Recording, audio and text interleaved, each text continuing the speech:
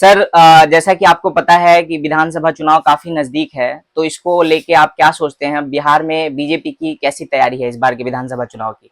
देखिए, हम भारतीय जनता पार्टी जो है 24 घंटा काम में लगी रहती है और जनहित की बात करती रहती है। तो हमारी तैयारी तो 24 घंटा हम लोग प्रिपेयर्ड रहते हैं जी जी। कि किसी समय तैयार हैं हम देश के लिए, क्योंकि राष्ट्रवादी विचारधारा के हम लोग हैं जी जी। और इसी के लिए हम लोगों की उत्पत्ति हुई है पार्टी का। आज़ाद भारत में हुआ है बिल्कुल। देश से हित के लिए। तो हम लोग 24 घंटा इस देश के नवनिर्माण में, राज्य के नवनिर्माण की चिंता में काम करते रहते हैं। ठीक है।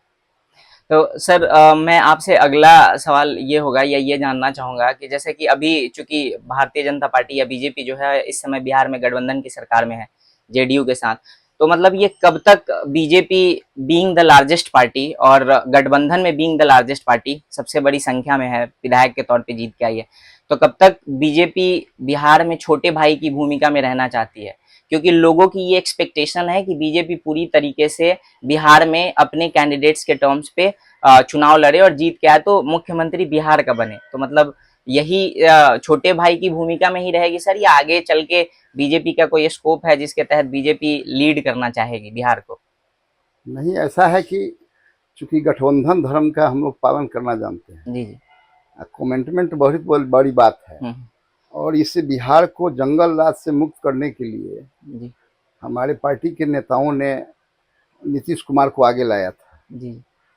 और लाया था। एनडीए गठबंधन यह जो है स्वाभाविक गठबंधन बन गया है जी बिहार के नज़रिए से, आम लोगों के नज़रिए से। तो गठबंधन में जब तक हम गठबंधन में हैं, गठबंधन धर्म का पालन करेंगे। अरे पिछले बार तो हम अधिक सीट जीता, जी। बिल्कुल 74 सीट जीते थे। बिल्कुल। बिल्कुल हमारे मित्र दल 43 सीट पे थे, लेकिन फिर भी चूंकि गठबंधन धर्म का पालन करना है, हम लोग सत्ता के लिए राजनीति नहीं करते हैं। सत्ता तो मेरा साधन है, साध्य है इस भारत माँ को परम वैभव पे ले जाना। बिल्कुल। तो इसलिए गठबंधन धर्म का पालन कर रहे हैं। जब तक गठबंधन धर्म का पाल रहेगा और जो नेतृत्व, चूंकि नेतृत्व बैठा हुआ है, तो नेतृत्व का जो निर्णय होगा हम लोग उसी अनुकूल चलने वाले हैं। ठीक है।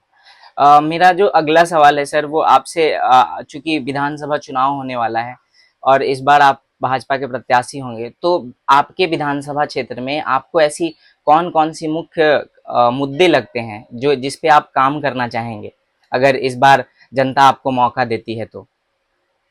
देखिए, अब तो हमारा विधानसभा ये मिनी राजधानी से जुड़ा हुआ है, जी बिल्कुल। ग्रेटर पटना के अंदर आ गया है। बिल्कुल।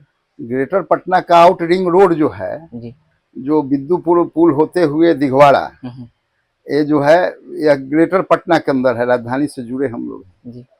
यहाँ सबसे बड़ी चीज़ है, हम रोड के मामले में रिच हैं, रोड के मामले में रिच हैं। हमारे क्षेत्र में हम बहुत भाग्यशाली हैं कि हमारे क्षेत्र में जो है 2 ऐतिहासिक धर्म स्थली है। जी बिल्कुल। एक जहाँ अभी हम बैठे हुए हैं, एक जहाँ बैठे हुए हैं जगत जननी माँ बैठी हुई है यहाँ, और दूसरे छोर पे, एक छोर पे इधर माँ बैठी हुई है, दूसरे छोर पर बाबा हरिहर नाथ जी। तो यहाँ तो यह ऐसी पुण्य भूमि है कि ये जानवर को भी याद करने पर भगवान अवतरित हुआ। बिल्कुल, भगवान को पुकारा है तो आ गए हैं भगवान। यह ऐसी पुण्य भूमि है, इसलिए यहाँ जो है मिला जुला के हम अपने आप में इस क्षेत्र के हम चाहेंगे कि आने वाले दिन में मेरा क्षेत्र पर्यटक क्षेत्र घोषित हो। बिल्कुल, चूंकि उसके लिए हम सक्षम हैं।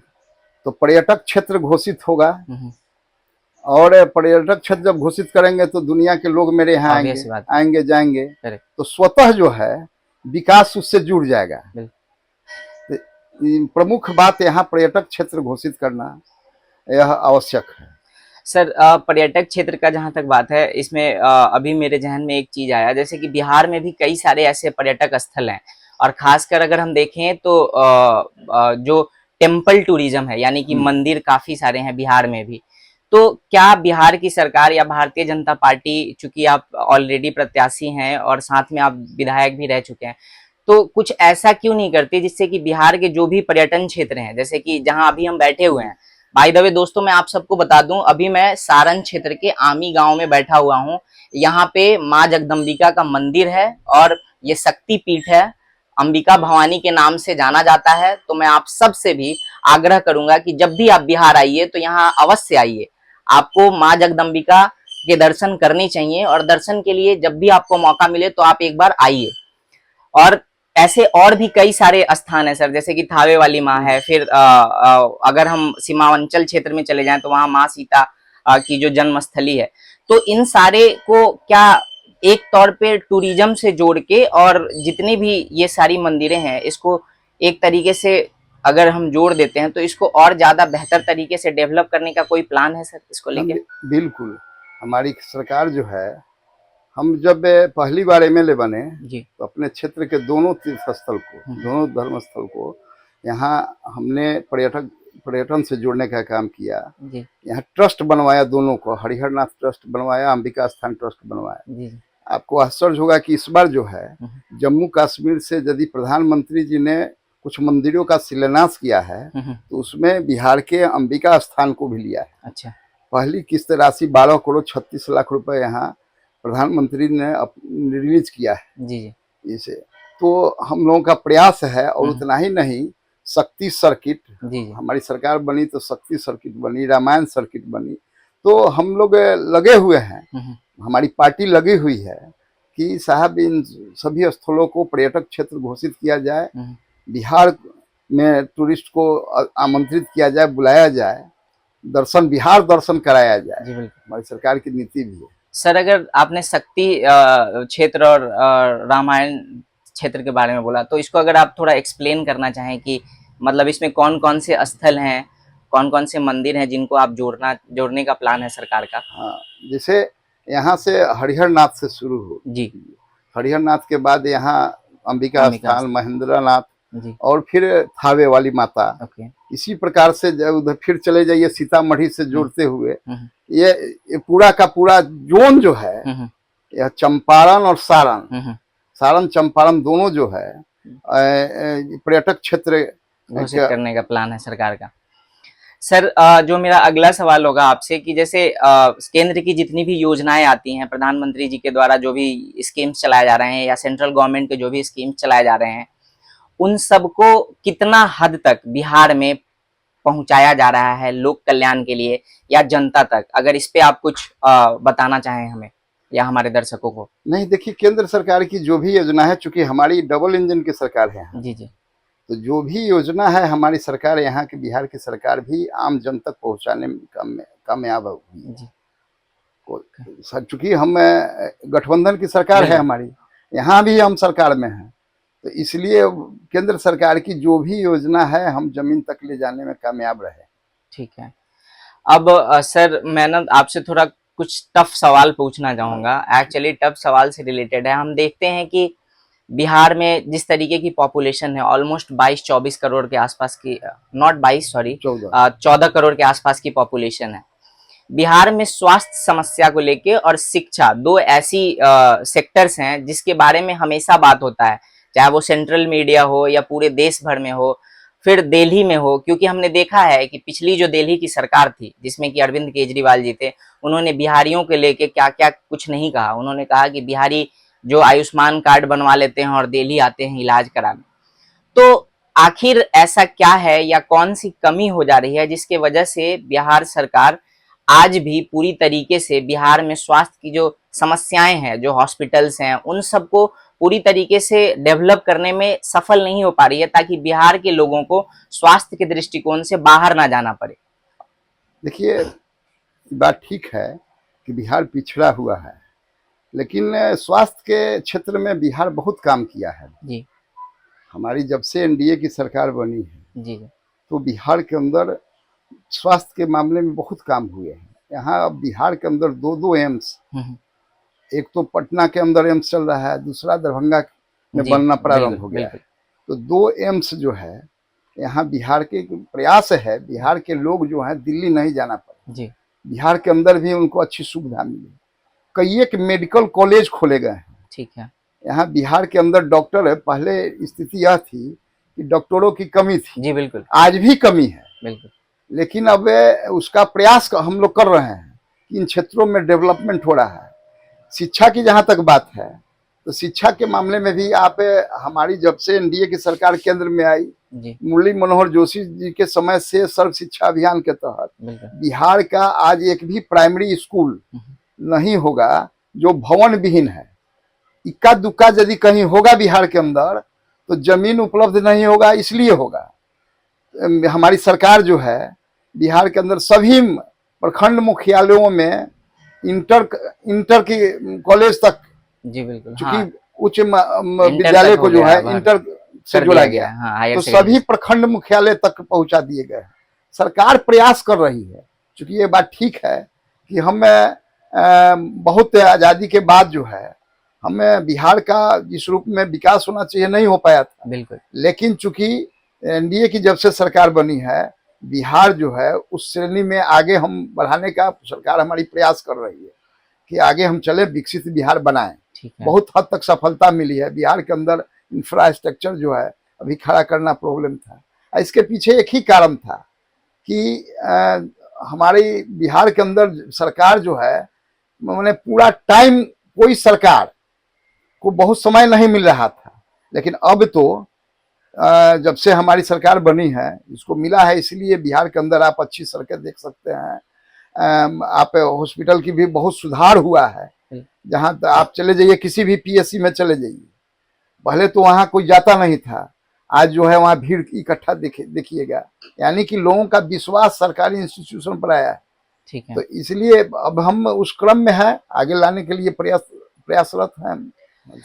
सर इसमें मेरा जो अगला सवाल है जो नॉर्मली उठाया जाता है और जो पूरी दुनिया में चलता है कि बिहारियों को के बारे में, पहला चीज तो ये कि बिहारी को, जैसे बिहार से बाहर जो जाते हैं, जो लोग भी बिहार से बाहर रहते हैं वो लोग इस चीज को फेस करते हैं और एक्सपीरियंस करते हैं कि बिहारी शब्द को एक तौर से गाली के तौर पे लिया जाता है। बाहर के स्टेट्स में चले जाइए आप, या हमने देखा है कि अभी विगत के समय में चाहे तमिलनाडु के मुख्यमंत्री के बेटे के द्वारा जो कुछ भी कहा गया बिहारियों के बारे में, उसके बाद महाराष्ट्र में जिस तरीके से बिहारियों के साथ होता है, और ओवरऑल अगर सर बात करें तो बिहार को एक लेबर फैक्ट्री के तौर पे देखा जाता है, जहां से लोग जाते हैं काम करने के लिए, मजदूरों के फैक्ट्री के तौर पे देखा जाता है।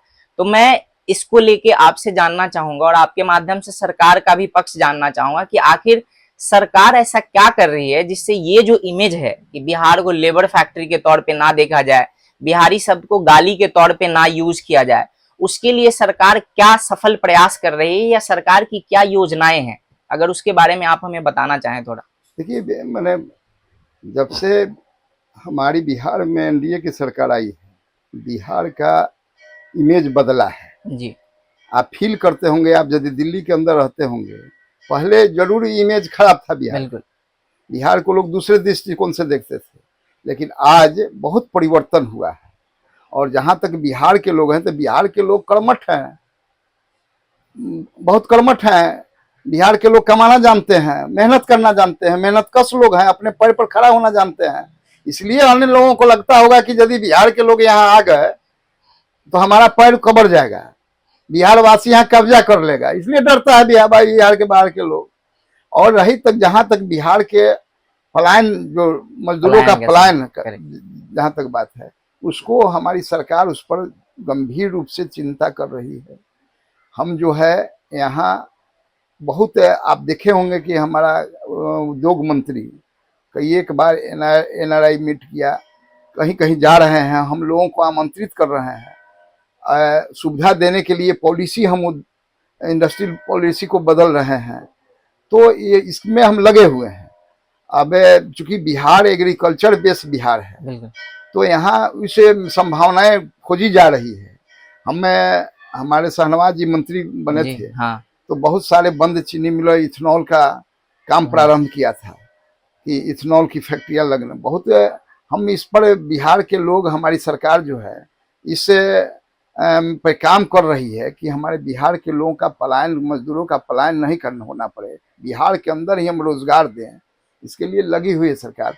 आने वाले दिन में हम आपको इतना आश्वस्त जरूर करेंगे कि आने वाले दिन में बिहार जो है आप देखे होंगे कि बिहार में अभी बाहर से दूसरे स्टेट के लोग जो हैं जी आकर मेरे यहाँ नौकरी कर रहे हैं। हाँ गांवों के अंदर पढ़े लिखे लोग जो हैं गांवों के अंदर भी स्कूल में शिक्षक के रूप में काम कर रहे हैं।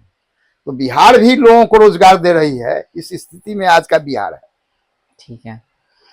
सर इसी में जैसे कि पलायन का जहाँ तक बात है तो मतलब आई थिंक कि सरकार को इस पे भी फोकस करना चाहिए कि कैसे आईटी इंडस्ट्रीज वगैरह को बिहार में लाया बिल्कुल जा बिल्कुल सके। बिल्कुल। और सिर्फ लेबर पलायन ही नहीं बल्कि हमने देखा है क्योंकि बिहार में ह्यूमन रिसोर्स की कमी नहीं है। हाँ।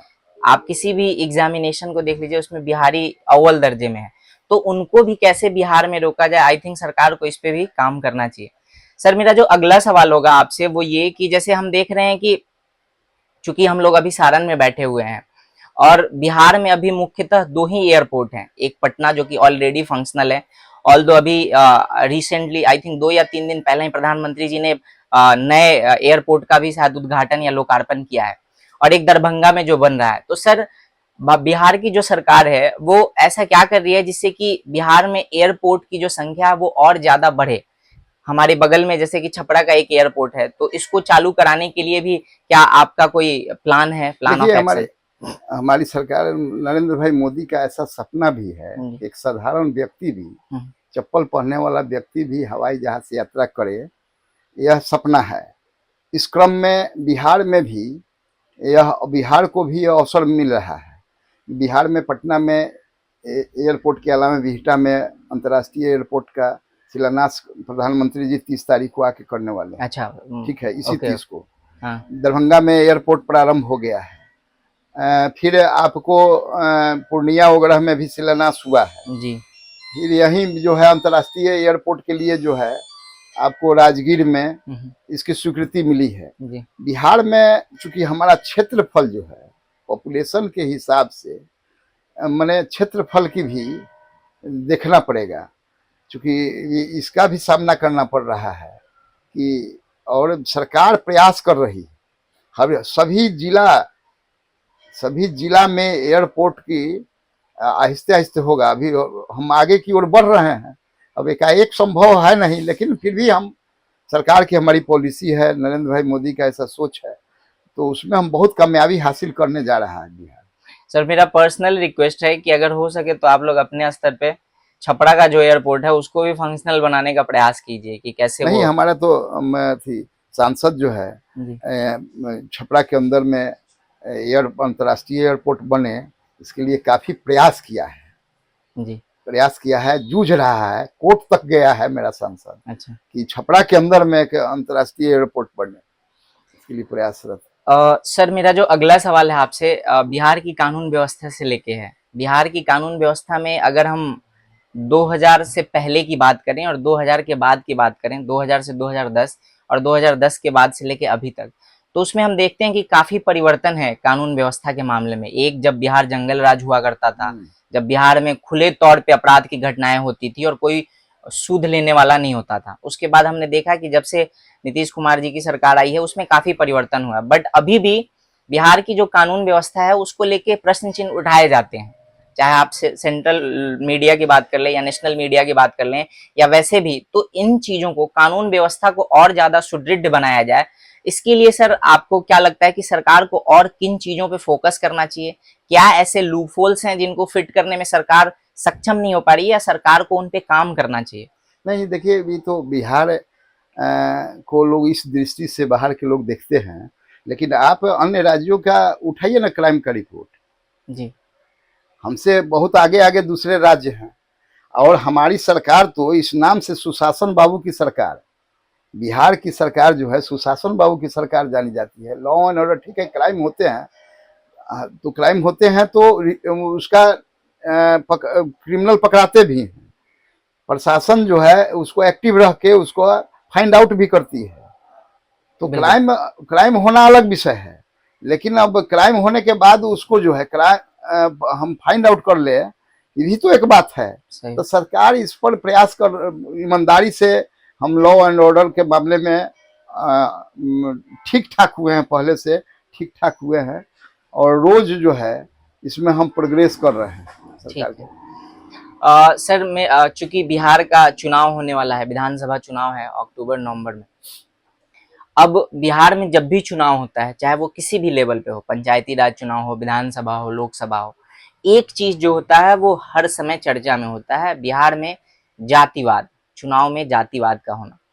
तो मेरा जो सवाल है सर आपसे वो ये है कि आखिर कब तक बिहार इस जातिवाद रूपी जो चुनावी चुंगल है इसमें रहेगा, या बिहार के ऊपर ये तोहमत लगता रहेगा, और कब सरकार जो है वो एक सरकार के तौर पे क्या कर रही है, या आप लोग भारतीय जनता पार्टी के तौर पे ऐसा क्या कर रहे हैं जिससे कि ये जाति का जो मुद्दा है उसको चुनाव से हटाया जा सके, और इसमें साथ ही साथ वाकई में इस बार का जो विधानसभा चुनाव होने वाला है उसमें जाति कितना अहम होगा। देखिए, इसको जाति को नकारा नहीं जा सकता, ठीक है। जो रीजनल पार्टियां हैं वो अपने जात के आधार पे कुंडली मार के बैठा हुआ है, इसी से तो हम जूझ रहे हैं। हम national party Bharatiya Janata party जो है इसी से जूझ रहा है हमको। तो लेकिन आहिस्ते आहिस्ते जब लोग शिक्षित हो जाएंगे, समझदार हो जाएंगे, साक्षर हो जब लोग होते जाएंगे तो वस्तु स्थिति को समझने लगेंगे। आने वाले दिन में जात पात अब कम होगा तभी। लेकिन रीजनल पार्टी जो है बिहार के अंदर जो रीजनल पार्टियां दिखाई दे रही है या कहीं, जी और इसको नकारा भी अभी नहीं जा सकता है, इसको स्वीकार करना है। लेकिन फिर भी जब लोग राष्ट्रीय भावना से, इसीलिए तो हम सब लोग जो है इस तहत काम करते हैं कि भाई फर्स्ट नेशन, नेशन फर्स्ट। तो नेशन फर्स्ट है। जब सब लोगों को समझ में आ जाएगा तो भी जात पात उसके आगे टूटेगा। जी बिल्कुल, ठीक है।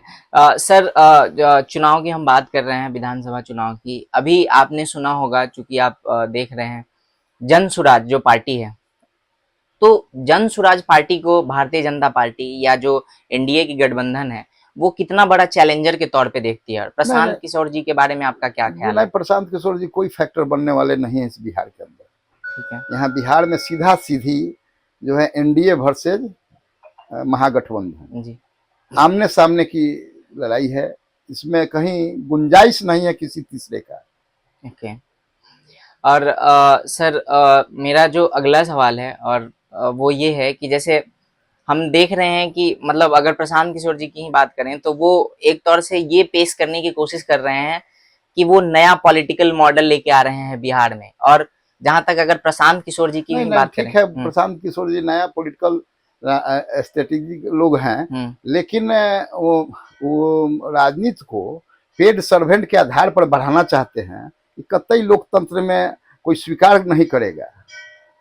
बिल्कुल, ठीक है, ओके।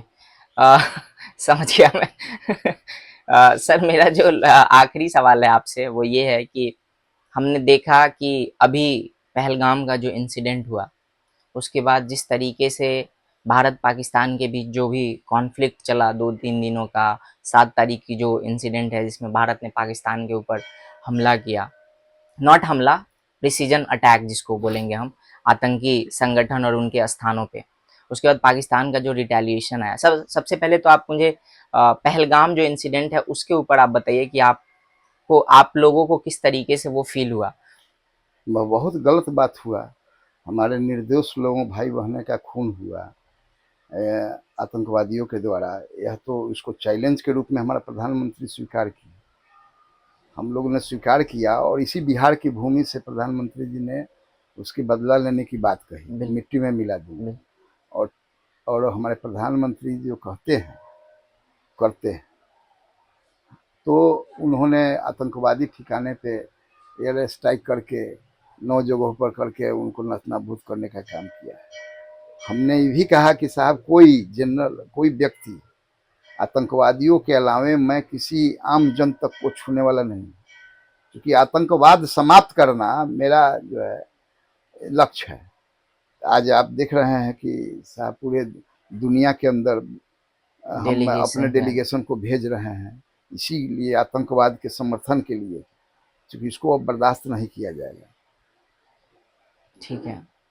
और सर हम इसमें ये भी देख रहे हैं जैसे कि भारत ने जो भी प्रिसीजन स्ट्राइक्स किए हैं पाकिस्तान पोषित आतंकी संगठनों के ऊपर, हम देखते हैं कि हमारे देश में ही कुछ ऐसे पॉलिटिकल लीडर्स हैं जो बार बार सेना के ऊपर प्रश्न चिन्ह उठाते हैं। नहीं, सेना के ऊपर इस बार तो मैं थैंक्स करूंगा कि पूरा देश जो है इस मुहिम में एक साथ खड़ा था। इस सब लोगों को हम धन्यवाद देना चाहेंगे कि देश हित में इस बार सभी पॉलिटिकल पार्टी के लोगों ने एक स्वर से समर्थन देने का काम किया है। और सेना पे कोई सवाल खड़ा कर ही नहीं सकता। इस देश के सेना पर सब लोगों का विश्वास है,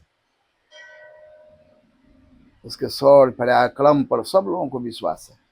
सक्षम है हमारा सेना। बिल्कुल। और ऑब्वियस सी बात है सर, आपने सही कहा कि हमारी सेना जो है वो सक्षम है हर तरीके से आतंकियों से और दुश्मनों से निपटने के लिए, और हमें अपनी सेना पे फक्र है, गर्व है। सर मेरा जो आखिरी सवाल है वो ये है कि बांग्लादेशी, रोहिंग्या, इनका मुद्दा हम देखते हैं कि सेंट्रल पॉलिटिक्स में काफ़ी हावी है। हर जगह इस बात की चर्चा चलती है। आप ही के द्वारा यानी कि बीजेपी शासित कई सारे स्टेट्स हैं जहाँ से कि बांग्लादेशी और रोहिंग्या को फाइंड आउट किया जा रहा है और उनको डिपोर्ट किया जा रहा है। बिहार में भी अगर हम बात करें तो जो सीमावर्ती क्षेत्र है, सीमांचल का जो क्षेत्र है, पूर्णिया, खगड़िया, किशनगंज, इन इलाकों में ऐसी खबरें आ रही हैं कि रोहिंग्या और बांग्लादेशियों की संख्या जो है वो बढ़ रही है क्रमशः। तो सरकार इसको रोकने के लिए क्या कर रही है, और अगर वो संख्या है, अगर बांग्लादेशी रोहिंग्या हैं तो उनको फाइंड आउट करके और उन्हें डिपोर्ट करने के लिए सरकार कैसे सोच रही है, सरकार के क्या वो हैं? नहीं तो अब तो जो लोग भी बाहर के लोग आए हैं, रह रहे हैं, उन सब लोगों को सरकार चिन्हित करना प्रारंभ कर दी है। सब लोगों को बाहर किया जाएगा। आप ये बथान थोड़े है हैं? आप आए हैं, यदि नागरिकता नहीं है मिला है आपको, अब जाइए बाहर, जाइए अपना। हम लोग तो पहुंचाने का काम करिए, प्रारंभ कर दिया। तो हमसे बात करने के लिए सर आपका बहुत बहुत धन्यवाद।